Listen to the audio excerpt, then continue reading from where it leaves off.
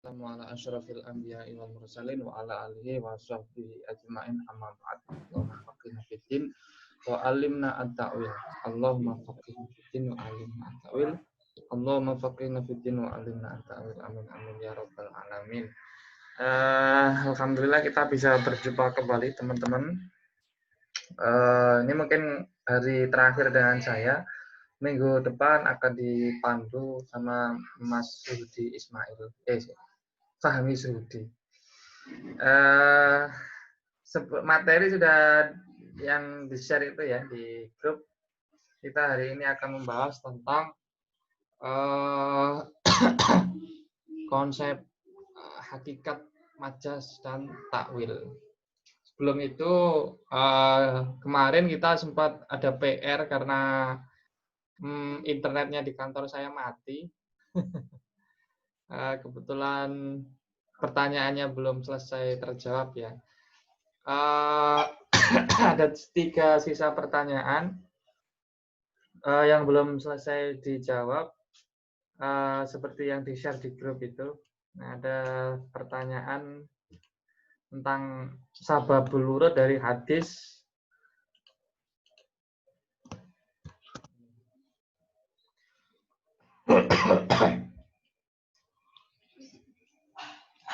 ada hadis dari ini, lengkapnya seperti ini. Yang ditanyakan adalah hadis ghayru hadza.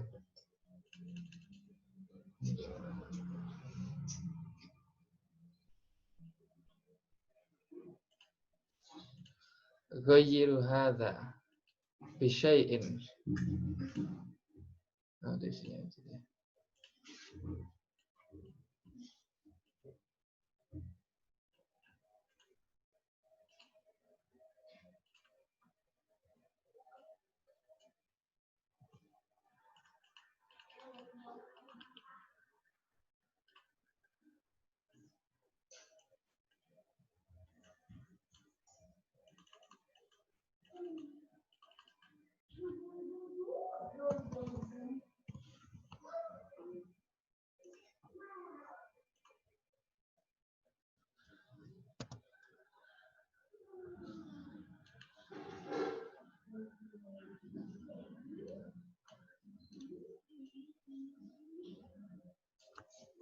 Hadisnya tentang mengecat rambut ya.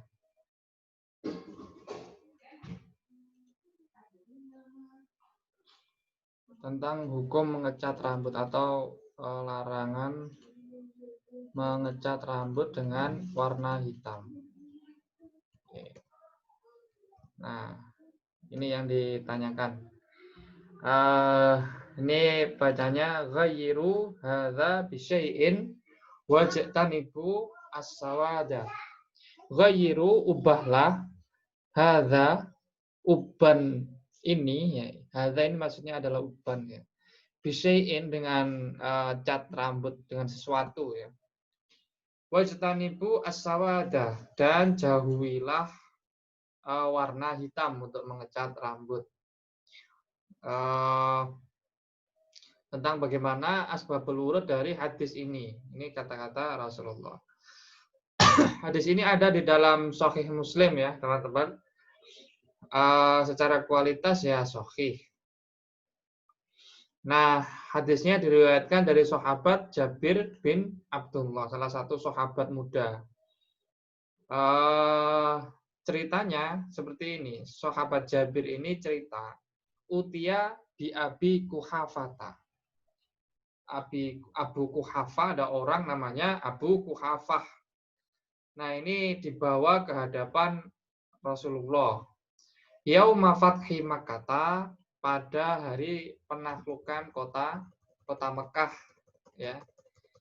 Kota Mekah itu ditaklukkan sekitar tahun berapa? 8 Hijriah ya.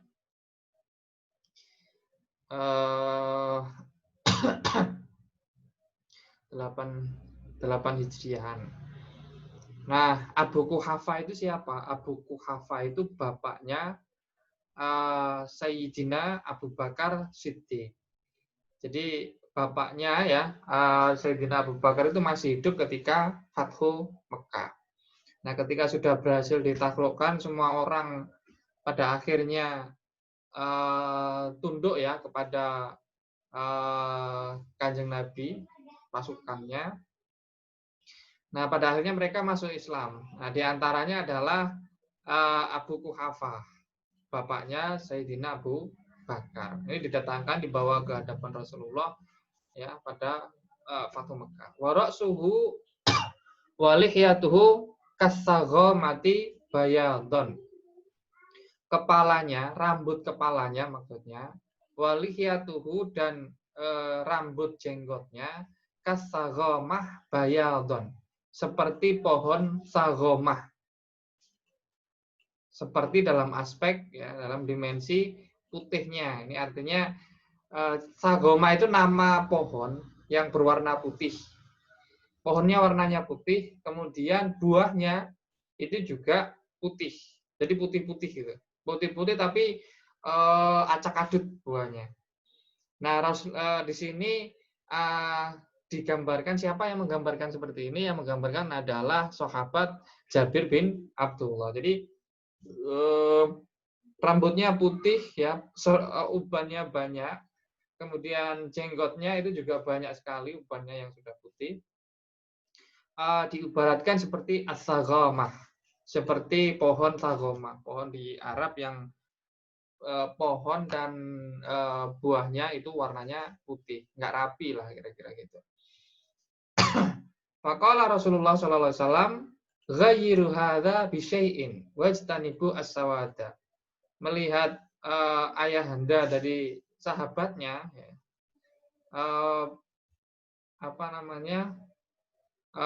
jenggot dan rambutnya udah beruban banget begitu semuanya.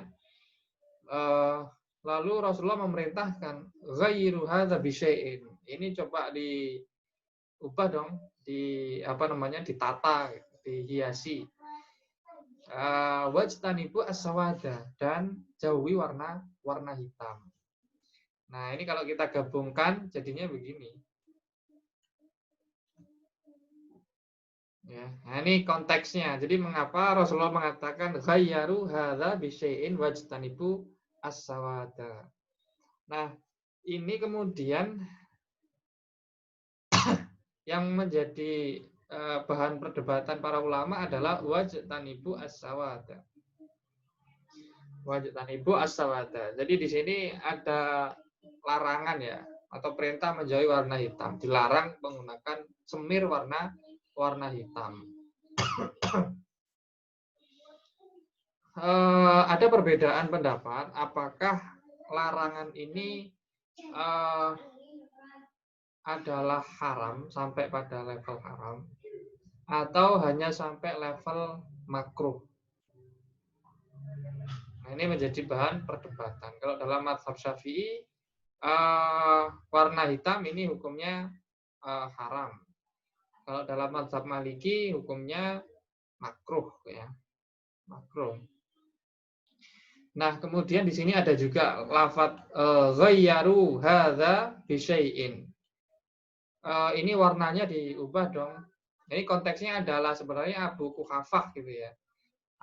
Bapaknya Sayyiduna Abu Bakar Siddiq. Nah, dalam mazhab Syafi'i ada anjuran untuk mewarnai rambut ya dengan warna kuning atau warna merah. Hukumnya mustahab. Mustahab itu kalau disebut mustahab ya, itu dianjurkan, dikatakan oleh Rasulullah ya, tetapi tidak dilakukan oleh Rasulullah sendiri, tidak dicontohkan. Itu namanya mustahab. Nah, ini beda dengan sunnah begitu ya. Kalau sunnah itu selain dikatakan juga dilakukan oleh Rasulullah. Nah, ghayyaru hadza bi syai'in. Ubahlah ini dengan semir tertentu gitu ya. Nah, ini ghayyaru hadza bi syai'in. Karena itu biasanya kalau kita contoh warna merah itu kita contohkan seperti Habib Umar ya. Bin Hafid Yaman itu merah rambutnya. Kalau kuning ini mungkin seperti Habib Bahar bin Smith gitu ya. Rambutnya diwarnain kuning. Tetapi konteksnya ini adalah sebenarnya awalnya adalah Abu Quhafa ini. Abu Quhafa. Orang yang sudah tua, yang rambutnya itu udah putih semua, biar kelihatan segar ya. Tampilannya bagus, enak dipandang.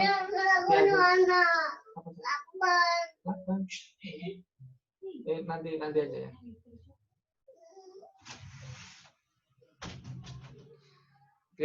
Biar lebih segar. Nah ini konteksnya, konteks hadis ini kemunculannya. Mengapa kemudian kalau dalam mazhab Syafi'i memang tidak dirinci apakah harus sudah tua dulu, harus beruban, kemudian baru ada kesunahan untuk mewarnai ngecat rambut, atau masih muda juga masih sudah boleh. Kalau melihat redaksi yang dijelaskan para ulama, ya tidak ada bedanya antara yang muda maupun yang tua. Ada istihbabnya, ada kesunahannya untuk mewarnai rambut. Tapi kelihatannya sebenarnya itu terkait dengan penampilan ya, style yang ideal itu bagaimana? Karena itu kalau dalam perspektif mazhab Syafi'i. Kalau dalam perspektif mazhab Maliki misalnya, dalam penjelasannya Al-Qadiyat, itu kondisional sifatnya. Mewarnai rambut itu kondisional. Kalau dalam situasi berperang, orang-orang yang sudah kelihatan tua itu harus dimodifikasi tampilannya agar lebih segar. Biar kalau berhadapan dengan musuh, kalau dulu kan berhadapan musuh itu berhadapan beneran gitu ya, pakai pedang, jarak dekat, pertempuran jarak dekat. Nah, kalau pasukannya Muslim ini masih segar-segar, musuh kan juga segar gitu. Itu kemudian ada juga misalnya penjelasan kalau sampai mewarnai rambut ini kemudian menyalahi adat, nggak umum gitu ya, justru menarik perhatian orang kesannya jadi nggak bagus, maka itu idealnya ditinggalkan. Itu termasuk style yang disebut syuhroh. Kalau dalam hadis itu ada namanya saubus syuhroh, pakaian yang menyalahi adat istiadat, yang itu kemudian menarik perhatian orang, menjadikan orang ini melihatnya nggak nyaman. Nah, sepertinya pendapat ini yang sebenarnya lebih kontekstual ya. Kalau di Indonesia misalnya, ya kalau di kampung, kalau ada anak muda rambutnya disemir, itu kesannya anak nakal. Kalau di kampung ya. Kalau di kota, ya mungkin itu stylenya anak muda dimaklumi. Tapi kalau di kampung ini bocah nakal ini. Jadi kalau di kampung ya idealnya dihindari. Kecuali mengikuti mazhab Syafi'i tadi. Nah ini pertanyaan pertama. Pertanyaan kedua adalah tentang hadis fa'amarohum sallallahu alaihi wasallam. Nah, saya kopikan dulu.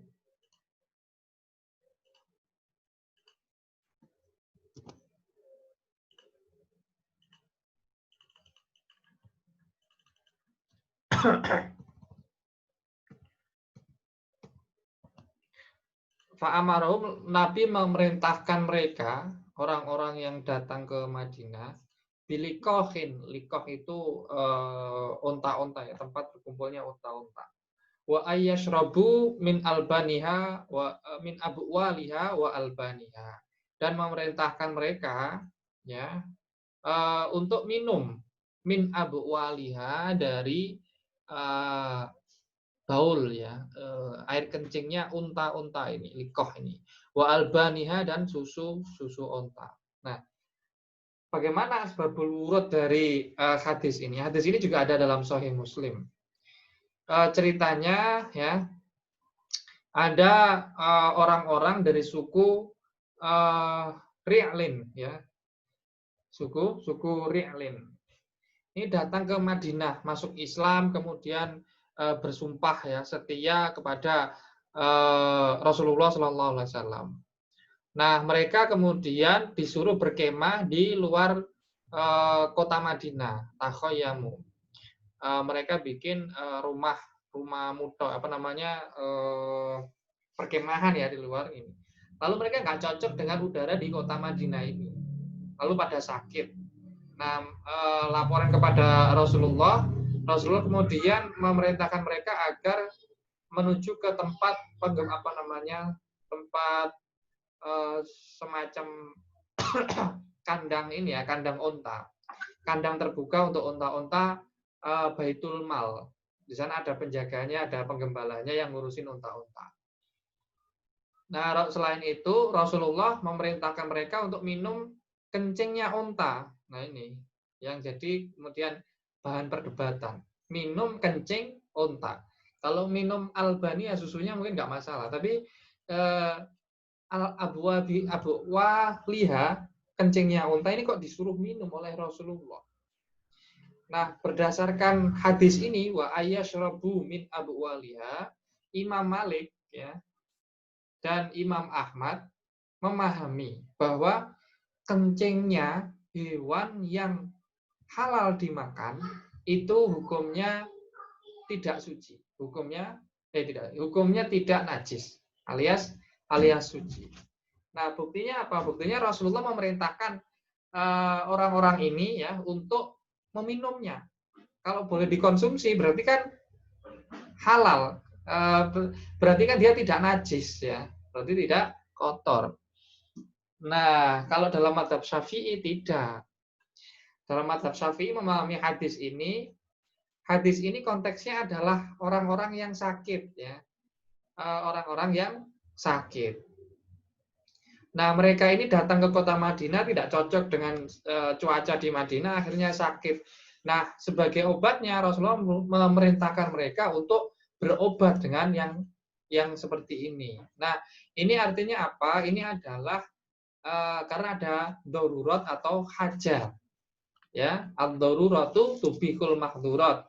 Jadi kalau dalam mazhab Syafi'i, baul itu hukumnya adalah najis. Sebenarnya tidak boleh dipakai jadi apa namanya, untuk dikonsumsi. Tetapi karena ada perkara yang mendesak ya, darurat, atau kalau tidak darurat ya hajat. Hajat itu sama posisinya dengan darurat ya. Al hajat tunazzalu munazzalatat darurah. Jadi hajat itu diposisikan seperti posisinya darurat gitu. Nah, artinya kalau dalam konteks ini perintah untuk minum kencing unta ya adalah untuk tadawi, untuk obat. Konteksnya adalah hajat, bukan untuk kondisi ikhtiar. Orang sehat minum itu tidak, tapi untuk orang yang sakit gitu. Nah, ini konteks mengapa Rasulullah memerintahkan orang-orang saat itu, orang-orang suku Ri'lin ya namanya, untuk minum air kencing unta. Nah, rupa-rupanya kalau mengikuti madhab Maliki dan madhab Ahmad, ya suci, boleh-boleh saja. Tapi kalau madhab Syafi'i ya enggak. Kita di Indonesia diajarkan dari kecil ya, pipisnya hewan itu sekalipun sapi itu ya najis ya. Sekalipun sapi itu dagingnya boleh dikonsumsi, hukumnya najis. Nah, kemarin itu sempat viral juga masalah ini itu, ada yang minum air kencing unta ya, padahal dia orang Indonesia, dan itu menjadi bahan bulian gitu. Itu konteksnya untuk hadis fa'amarohum an-nabiy sallallahu alaihi wasallam biliqahin wa ayashrabu min Abu Waliha wa albaniha. Hadis yang ketiga adalah tentang la yuflihal qaum, la yufliha qaumun ya, walau amrohum ila imra'atin. La yufliha kaumun walau amrohum ila imra'atin. Oh, imro'atan ya. Tidak akan sukses. Falaha ini seakar dengan kata al-falah ya, artinya petani. Atau al-falah artinya kebahagiaan ya. Artinya sukses atau bahagia. La yufliha kaumun walau amrohum imra'atan. Tidak akan bahagia suatu kaum yang menyerahkan urusan mereka imro'atan pada perempuan. Ini sebagian orang yang setuju dengan feminisme ini melihat hadis ini termasuk hadis yang misoginis. Termasuk hadis yang mengandung unsur kebencian terhadap perempuan gitu. Mendiskriminasi ya gender perempuan ini. Dari tahun 90-an ini menjadi perdebatan yang sangat sengit di kalangan para sarjana. Nah, bagaimana sih konteks kemunculan hadis ini? Nah, ini kalau kemarin kita jelaskan ya, ada dua asbabul urud ya. Ada asbabul urud fi asrin nubuwah. Jadi peristiwa yang terjadi pada masa Nabi. Yang kedua adalah asbabul urud ba'da asrin nubuwah. Yaitu ketika seorang sahabat mengutip hadis ya untuk menjelaskan suatu persoalan atau menyikapi suatu persoalan. Nah, hadis ini punya dua asbabul urud, fi asrin nubuwah dan ba'da asrin nubuwah. Ya. Hadis ini dilaporkan atau diriwayatkan oleh seorang sahabat namanya Abu Bakroh. Seorang sahabat namanya Abu Bakroh.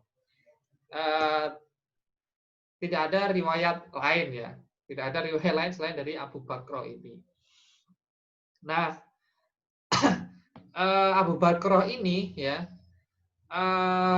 pertama kali menyampaikan hadis ini dalam riwayat Imam Muslim ya ketika perang Jamal ya, ketika perang Jamal.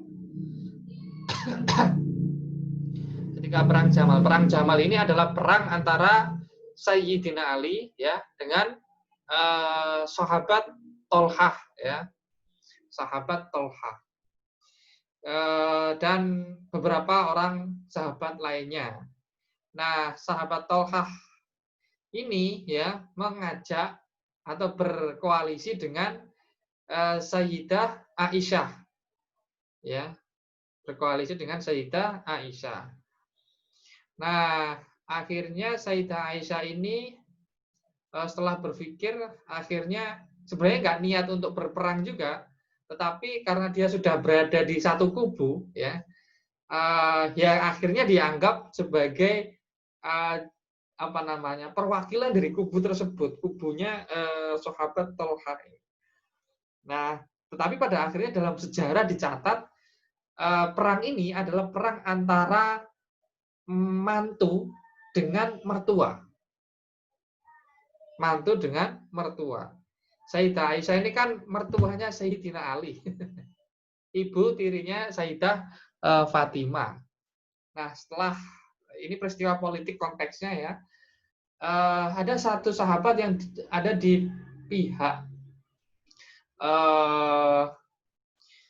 tertentu ya, yaitu yang namanya Abu Bakroh.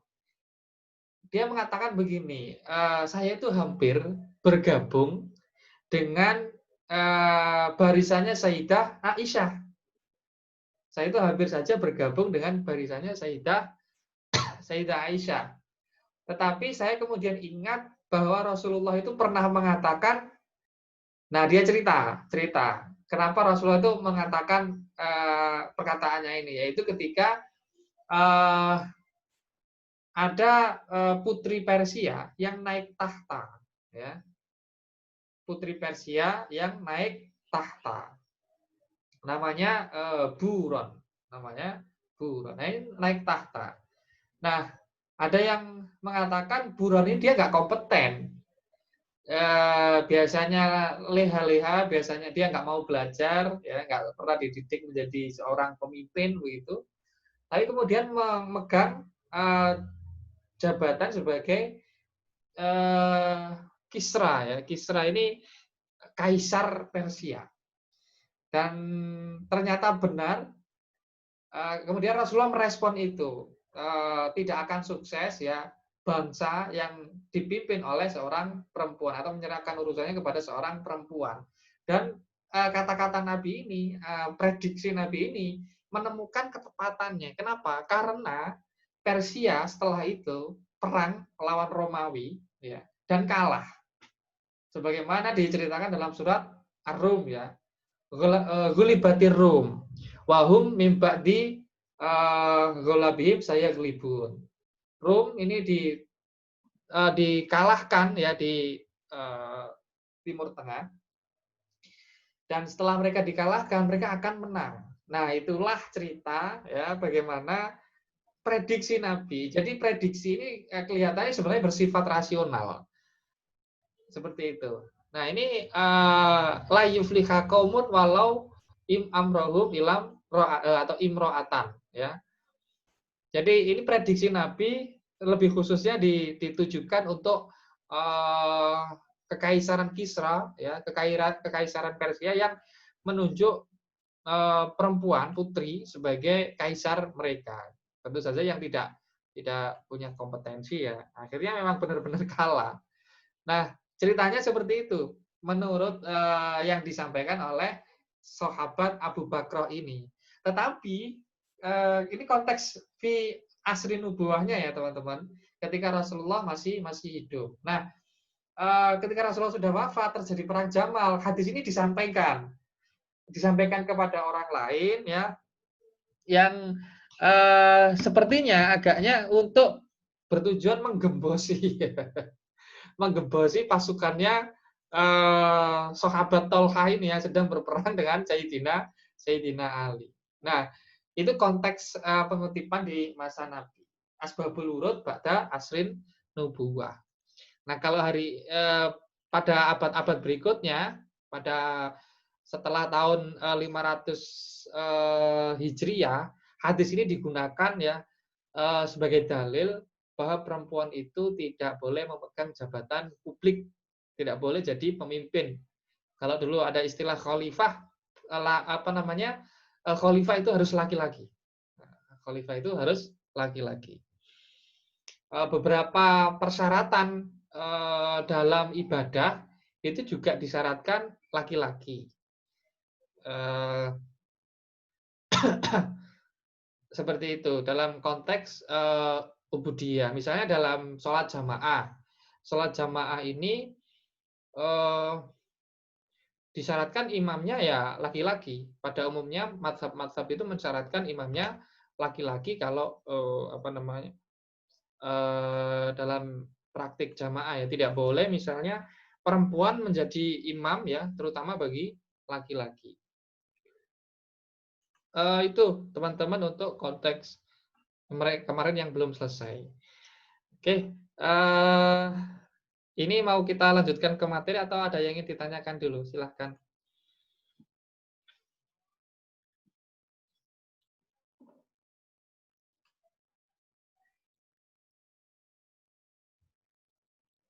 Begitu Mas Ragil untuk paparannya.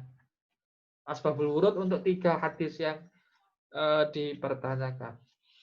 Kalau tidak ada, kita akan masuk ke materi dulu ya, teman-teman.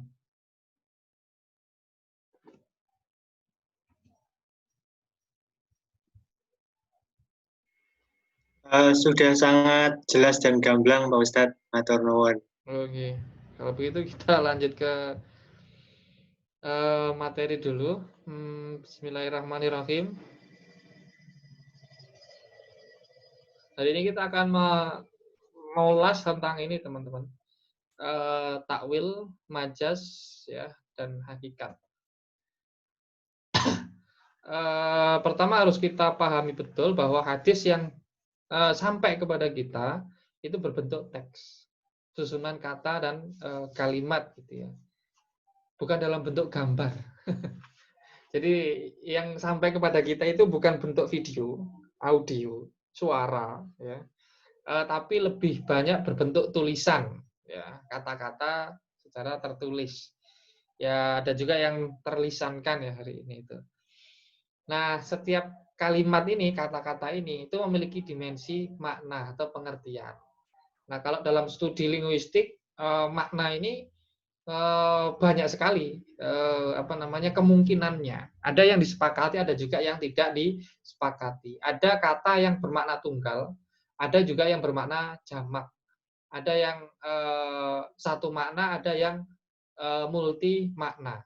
Ada banyak pengertiannya artinya. Nah, seringkali ditemukan kata yang tidak dikehendaki maksud literalnya, bahkan oleh si pengucapnya itu sendiri. Misalnya saya mengatakan, Mas Ragil ini ganteng. Mas Ragil ini ganteng. Saya mengucapkan itu, misalnya, bukan berarti ingin menjelaskan, mendeskripsikan Mas Ragil itu benar-benar ganteng. Tapi maksudnya adalah biar saya ditraktir, kira-kira gitu. Nah, ini kan makna literalnya tidak dikehendaki sebenarnya, tetapi yang dikehendaki adalah makna lainnya, yaitu sindiran agar ditraktir. Nah, itu berarti kan tidak dikehendaki pengertian tekstualnya. Nah, dalam studi bahasa Arab ini ada kata atau kalimat yang juga tidak dikehendaki makna literalnya, makna tekstualnya. Ya, tetapi lebih ke makna metafornya atau makna alegorinya. Makna literal ini biasa disebut makna hakiki, ada juga nanti makna alegori ya, yang disebut makna majazi. Ini lebih luas kalau dibahas dalam ilmu balaghah ya teman-teman. Nah, nanti ada istilahnya isnad akli ya. Misalnya saya katakan begini, matahari terbit dari timur. Kira-kira itu benar atau salah, teman-teman? Ada yang mau jawab matahari terbit dari timur? Matahari telah terbit atau matahari telah terbit? Ada yang mau mencoba menjawab enggak? Kata-kata ini benar atau tidak? Rasional atau tidak rasional? Matahari telah terbit.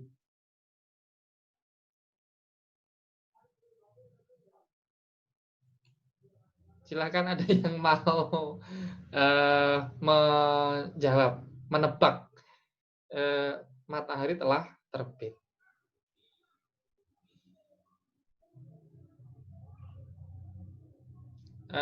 Oke, saya minta sukarelawan. Mbak Ulfiah Hasanah, silahkan.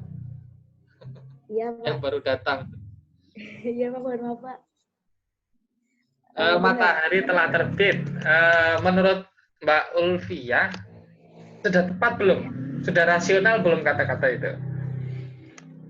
Matahari telah terbit dari timur. Tergantung waktunya. Tapi benar sih.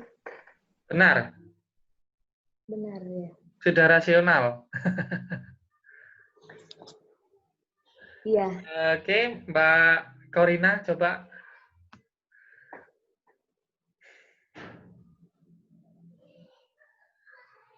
Mbak Korina, mau menebak? Matahari telah terbit.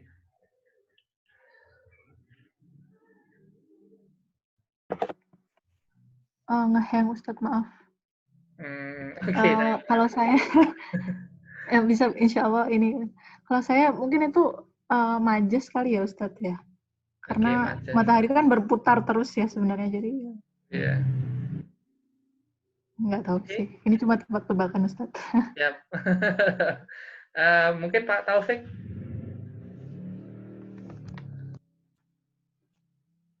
Matahari telah terbit.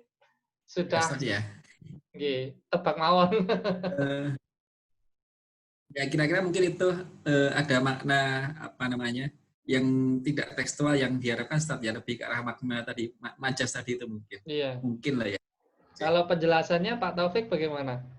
Majasnya, bentuk majasnya seperti apa? Bentuk majasnya. Artinya Pripun Ustaz nggih? Belum Belum paham ya, Ustaz. belum. Oke. Oke, teman-teman. Coba kalau kita rasionalisasi. Ya coba Maaf ya dari angan-angan ya. kalimat. Matahari itu terbit atau diterbitkan? Dia terbit sendiri atau Diterbitkan. ada yang menerbitkan? Diterbitkan, Pak. Kalau saya katakan bunga saya ini tumbuh. Dia tumbuh atau ada yang menumbuhkan? Tumbuh dengan sendirinya. Dia yang tumbuh melalui upaya dia sendiri atau ada yang menumbuhkan. Selamat bergabung Mbak Rika. Nah, Ada yang menumbuhkan. ada yang menumbuhkan. Jadi kalau perspektifnya kaum beriman itu menjadi tidak masuk akal. Kenapa? Karena kaum beriman ini meyakini segala sesuatu yang terjadi di dunia ini berdasarkan takdir Tuhan, berdasarkan kehendak Tuhan, berdasarkan kuasa Allah ya, kudrat iradatnya Allah. Jadi matahari itu dia timbul dari ufuk timur naik ke atas yang kita sebut terbit itu, dia tidak terbit sendiri, tetapi diterbitkan. Tetapi baik dalam bahasa Arab maupun bahasa Indonesia, ketika kita mengatakan, kita mendeskripsikannya, matahari telah terbit. Atau kalau dalam bahasa Arab, ittola'at asyamsu. Matahari telah terbit. Nah, ini adalah bentuk majas akli, ya, majas akli. Bapak